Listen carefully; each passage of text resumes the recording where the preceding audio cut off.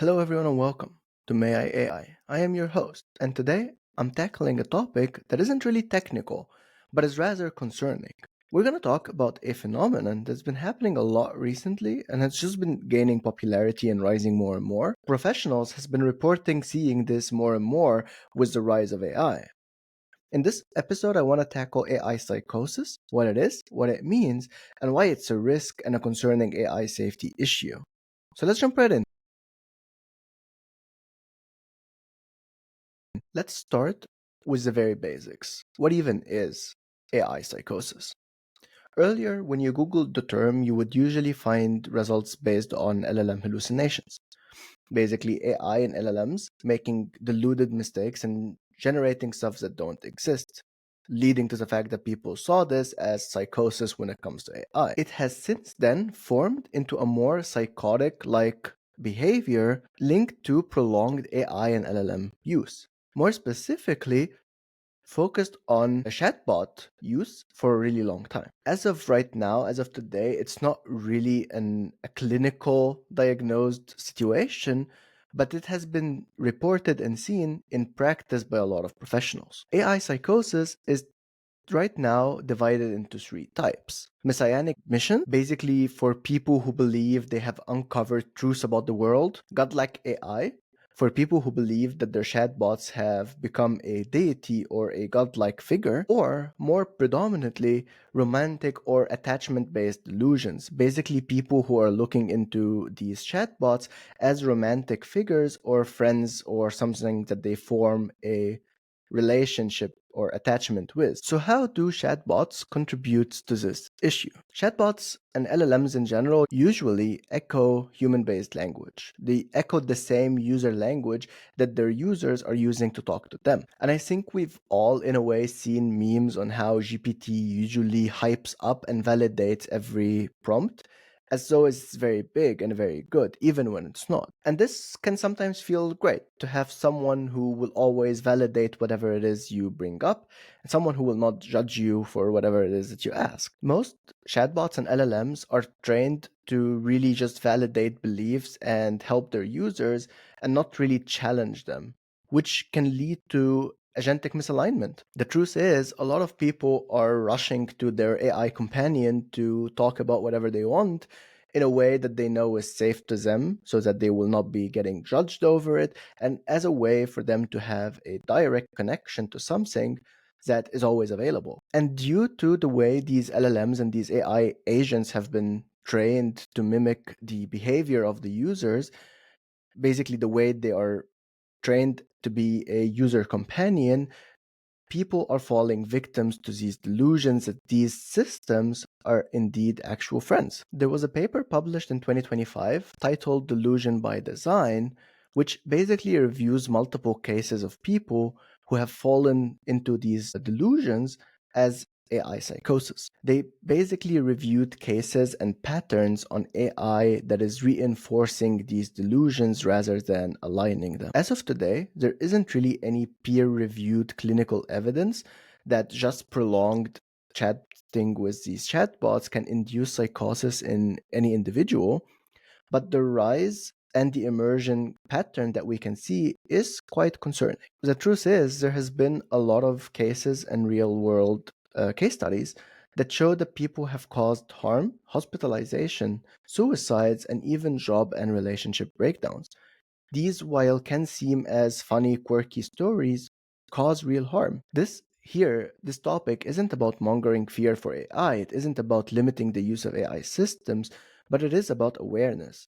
The reason why these stuff are happening is because people aren't aware that the systems they are using are just that, mere systems. You, as a user, have to be aware that the system you're using has limitations, isn't anything more than a system that takes input and generates output. And developers who are creating these systems have to get the responsibility of whatever it is that they're creating and giving out to the public. There has to be some awareness and responsibility when it comes to AI topics. I think we can all agree that since GPT-5 came out, there has been a lot of backlash. Some of it does come from the fact that GPT-5 was overly hyped, saying that it's a new step forward toward AGI, which let people believe that it's going to be something that it was not. So a lot of people were really underwhelmed by the fact that when it came out, it was just a bit better. Now, of course, looking at benchmarks and using it, you can see that there are improvements, but it isn't a step towards AGI as we were led to believe. Now, this, of course, comes from the fact that people who are building these models and selling them need to make sure that people believe that they are amazing, causing them to put in more money and investors to invest more. But this is a topic for another day. One of the biggest backlash that I've seen everywhere is about people talking about, quote unquote, OpenAI taking their friends away from them. Basically, the fact that OpenAI made GPT-5 more business driven and, let's say, less validate every single prompt you ever get caused people to lose a bit of the companionship that GPT beforehand gave them. Now, of course, most people who use GPT as a tool to, let's say, boost productivity, a way for you to fact check something that you wrote or be like, this is the ideas that I'm thinking, and get something that doesn't right away tell them how amazing the idea is and how perfect it is. We're okay with this. We're maybe even happy by this. But most people who are using GPT as a companion, as a friend to share memes and make jokes with, of course, felt like suddenly now the companion AI that you have had an interaction with has suddenly disappeared. Most users missed the fact that they were validated and reassured even when they had wrong beliefs. There has been some reports, people on Reddit, talking about how losing this OpenAI model is akin to losing a close friend. People who have had very good ties with that chatbot that now feel like their friend and companion is no longer there. There was a specific Reddit thread I remember seeing that said the user was feeling revenge driven to basically fight for the loss of their friend. So, as you can see, this topic is a very important one. The reason why this is happening is because people are feeling more and more comfortable talking to AI models than they do to feel with human counterparts. They would rather have an AI based friend than it is to go talk to an actual human, basically using chatbots which aren't really trained for therapeutic behavior as therapists rather than talking to an actual therapist. At the end of the day, to them, it seems like they're talking to something that will, let's say, protect them. So the whatever they say isn't going to go anywhere, even though that's not really true. But more importantly, that they will not be judged and that they will always have reassurance, validation, and support. And this shows a clear shift that we need to do, like that we need to deal with, because it comes not just from AI being better, but it comes from the fact that people need to be more supportive to one another in a way. But what does this actually tell us? What does it reveal to us about the people using these models and getting into this AI psychosis? It shows us that people aren't really seeing the system. People aren't really seeing the AI for what it is, but are rather seeing themselves reflected back to them. AI is a mirror of some sort. When AI is trained on multiple conversation, it does learn how to interact as people interact with each other, which makes the interaction you have with them feel a bit real. So people, when they have these psychosis or psychotic behaviors in thinking that their AI chatbots are sentient, they are seeing this mirror. They are talking into seeing not the AI system as a whole, but rather the generated emotions within them that they feel when they get these responses back. Humans have long assigned agency to tools, from oracles to radios to TVs.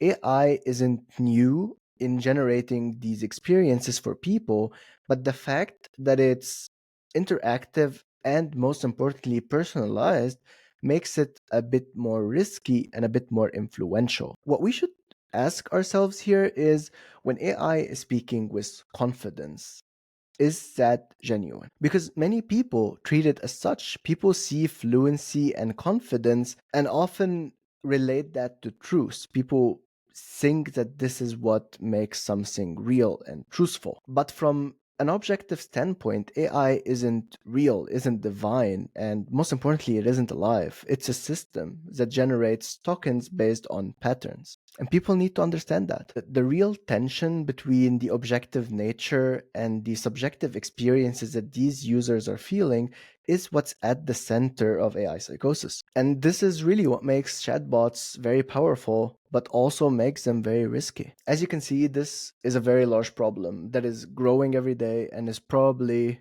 not going to grow smaller anytime soon. While AI psychosis is not a formal diagnosis as of now, but it's emerging concern that makes people see how AI systems can basically reach into vulnerabilities and amplify them if the users are not aware. As AI companionship becomes a bigger role in everyone's daily life, as AI system leveraging LLMs in almost everything you use nowadays, understanding the risks is crucial to making these systems safer for you. Unfortunately, not me and not everyone can really convince someone that these systems aren't really sentient if they choose to not believe it.